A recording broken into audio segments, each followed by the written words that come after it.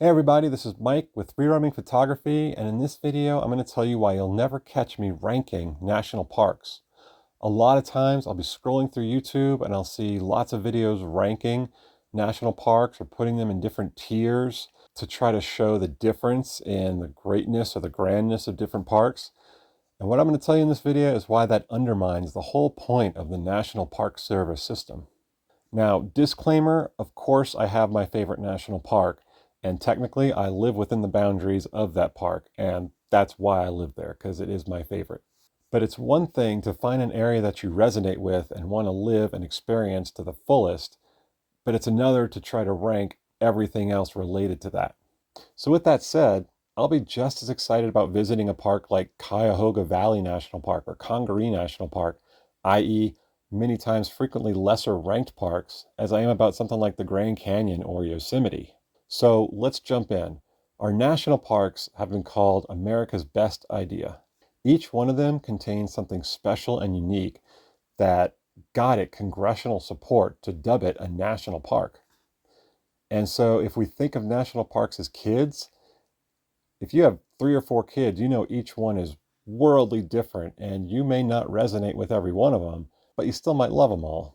One might be a math nerd, one might be captain of the soccer team, another might just be a promising artist. So then, how do you rank your kids in that respect?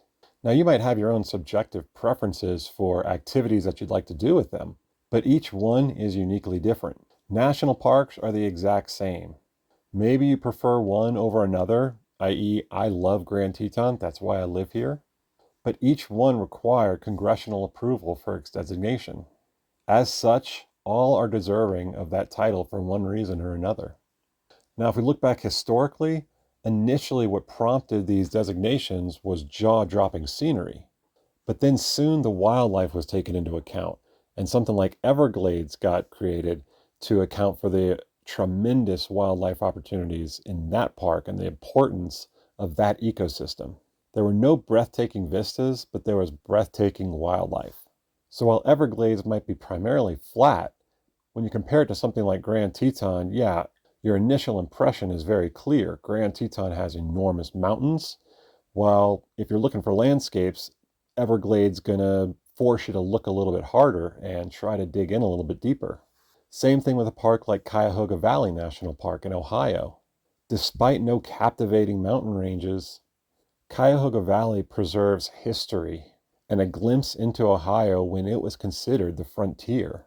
On top of that, consider that the freaking river running through it caught fire in the mid 20th century because the pollution was so bad.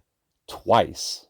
Now it's a completely rewilded landscape with a healthy river, with trails and waterfalls and lots of fun things to do and explore and to get a glimpse of that history as well.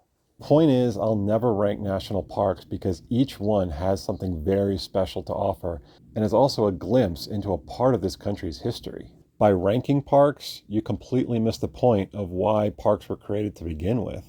Some are going to have amazing mountain views, Glacier, Rocky Mountain, Yosemite, Grand Teton. Others, it's going to be incredible geologic influence, such as Yellowstone, Yosemite, Grand Canyon. Others might be for wildlife, like Congaree and Everglades.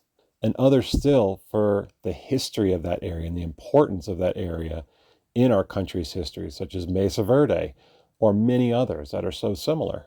Each has something compelling that prompted congressional support for designation.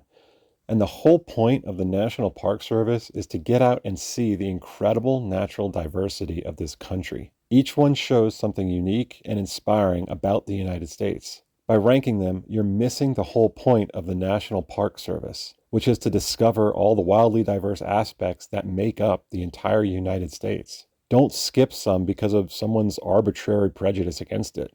Go see all of them. If it's not immediately obvious to you why the park was designated, that's why the visitor centers are there. Go in, learn about it, and odds are you'll find a reason to love it no matter what the views look like. If you were to visit all the national parks in the United States, you'd see and learn more about this country than most people do in a lifetime. The national parks, no matter how big or how small, are something to be celebrated, and ranking them completely undermines the entire point of all of them. So, I hope you enjoyed this video.